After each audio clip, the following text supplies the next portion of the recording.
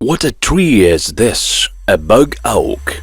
Was it growing several thousand years ago? How could it extend? How is it extracted? What differs it from all other trees that exist on the earth? Why is it the most precious and the most mysterious tree in the world? How did it get such an unusual color, phenomenal firmness, and irresistibly powerful energy accumulated for millennia? There are a lot of legends and theories about Bog Oak. What about actual facts?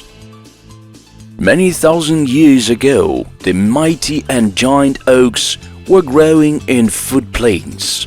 That time all the forests were wild and rivers were extremely affluent and had very impetuous torrents. During spring flood, a river was smashing down high banks, demolishing everything on its way. It didn't have mercy upon anything. Impetuous spring waters grimly washed away even centennial wild forests with mighty and well-rooted trees. A tree fell onto river bottom and was covered with ground, but river continued to drift aside. Some trees were buried very quickly and deeply, below the level of groundwaters, having received excellent conditions to make the way in several thousand years. But not all the trees were destined to extant. An oak is a selected wood species. What is the secret? I will tell you about that a little bit later. And now we will trace the course of the events.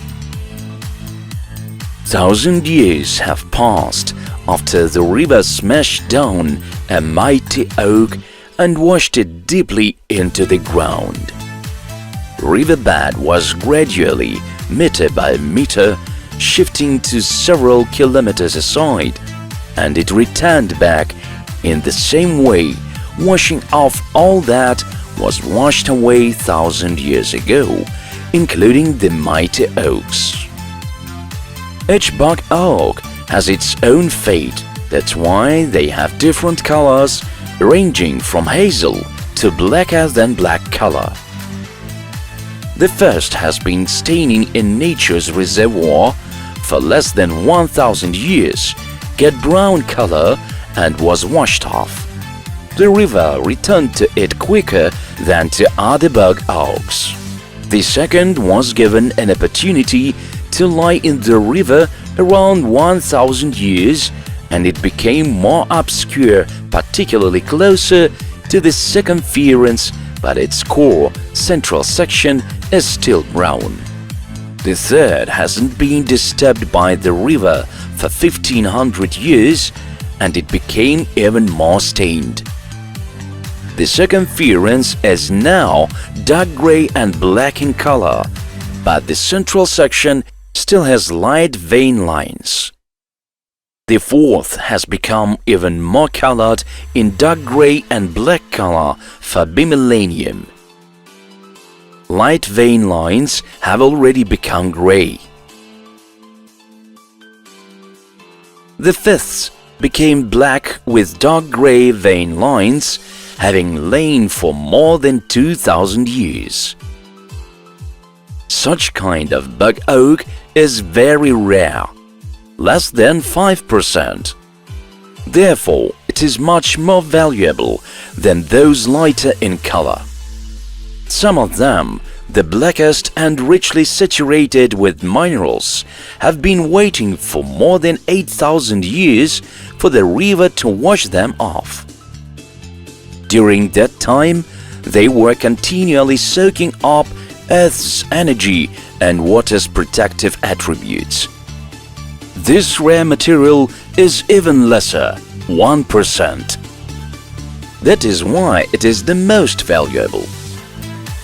This super ancient material has very beneficial effect on person's energy field. Two ultimate examples have white dots against the black backgrounds, as you can see. This is the mineral salt that was enriching the tree during 1,000 years and gave it a singularity, dissimilarity from the most of all timber species that exists on the earth. That's why it is the rarest, the most precious, and the most expensive tree in the world. The mineralization is also well observed in these very old and rare timbers.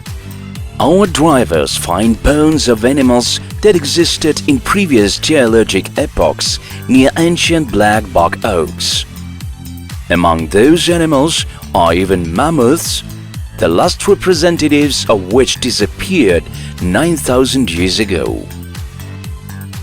Sometimes we can find pieces of pottery of people's settlements, varying from the age of 1 to 2,000 years ago, near younger bog oaks of dark gray and brown colors.